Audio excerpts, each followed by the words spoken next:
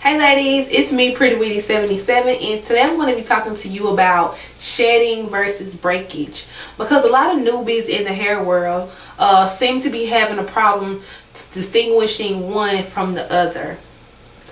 Let's start with shedding. Shedding is when your hair has reached the end of its cycle and it naturally falls from the scalp. Now, if you check your sink or anything when you're combing your hair, this hair is found and it has a white bulb at the tip of the hair strand. Not to be confused with damaged hair, which can have like a white, can look white at the end of the hair, but this has a white bulb at the tip of this. This is how you know that this is shedded hair.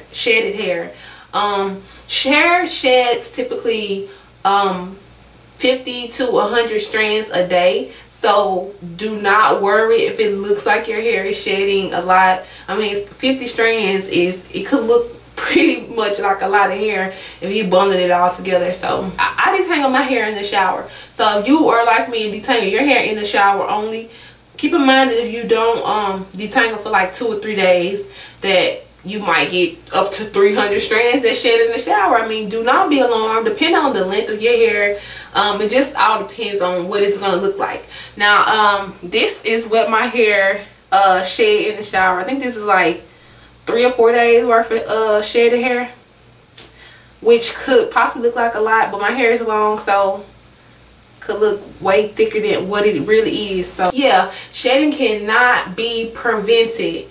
It can be reduced, but it cannot be prevented. If you check the description box, I'll put a link to my video. It's called the truth about shedding, and it just has several ways to reduce shedding if any of you ladies are interested in that.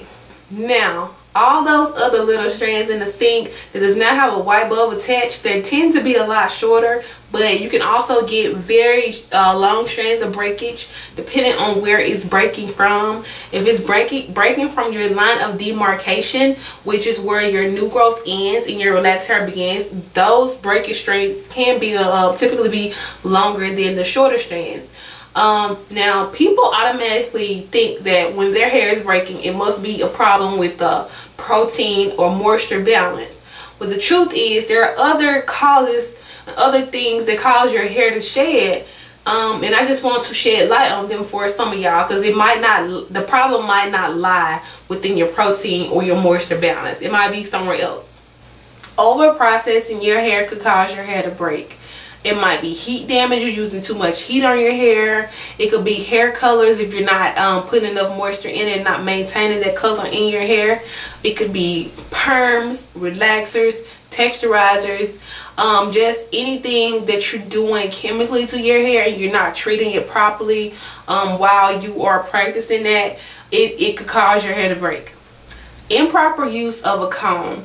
Now, if you're using a rat tail comb or any other thin tooth comb to detangle your hair, it could possibly be causing breakage. Now, wide tooth comb is what you want to be using, but don't be fooled. Just because you have a wide tooth comb does not automatically mean it's the right comb. You typically want to go with a seamless wide tooth comb. It doesn't have a seam inside of the comb, so that when you are detangling or doing whatever you do to your hair, it's very, very less likely to snag your hair. So if you're looking for a great comb, please make sure that it's seamless.